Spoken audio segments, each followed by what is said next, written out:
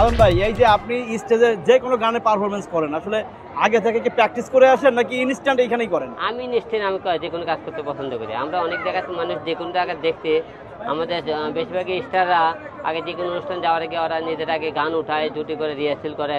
আসলে মানুষের ভিতরে যদি যে কোনো থাকে, যে কোনো কিছু লাগে না, সে আপনি গান শুনলে ইনস্ট্যান্ট তার ভিতরে একটা অটোমেটিক একটা গান গান কী বলতেছে, আমি গানকে ফলো করি, গান কী বলে, চোখ বলে, মুখ বলে, বুক বলে, কী চাই গানে, আমি সেই জিনিসগুলো ফলো করি অল টাইম ইনস্ট্যান্ট আমি কাজগুলো করার চেষ্টা করি। অনেকেই বলতেছে কি রিয়ামনির সাথে আপনার সম্পর্ক নাই, এখন রিয়ামনির সাথে আপনি সিনেমা করতেছেন না, মিউজিক ভিডিও আসতেছে না, আগের গুলো ছাড়তেছেন।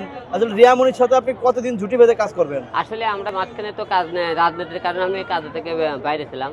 এখন তো দেখতেছেন আমরা রিয়ামনির, আমি অল টাইম যে কোনো কাজগুলো আমি রিয়ামনি দেখতেছেন।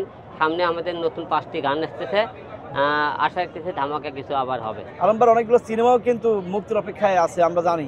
তো ওই সিনেমাগুলো কি সামনের রোজার ঈদে কি মুক্তি দেবেন কিনা?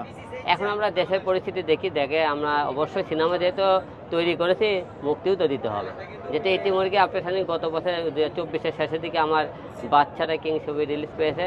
নতুন বছরে আমরা শুরুতেই আমরা একটা চিন্তা ভাবনা করেছি, দেখা যাক এখন কত দূর কি হয়। কোনো বাধা টাধা আছে? আপনি বিভিন্ন জায়গায় যাই স্টেজ প্রোগ্রাম করেন, আপনার কোনো বাধা আছে কি? এখন পর্যন্ত আমি বাংলাদেশের যে কোনো সেমিনার অনুষ্ঠান করতে গেছে কোনো বাধা সম্মুখীন হয়নি, আর আমি আশা করতে হবো না। কারণ আমি তো কারো পিছনে লাগি না, মানুষ আমার পিছনে লাগে। আর আমি তো কাউকে মূল্যকে আক্রোশ হয়ে কারো পিছনে কথাও বলি না। কেউ যদি আমার সাথে লাগতে আসে আমি তার সাথ দিয়ে কথা বলি না।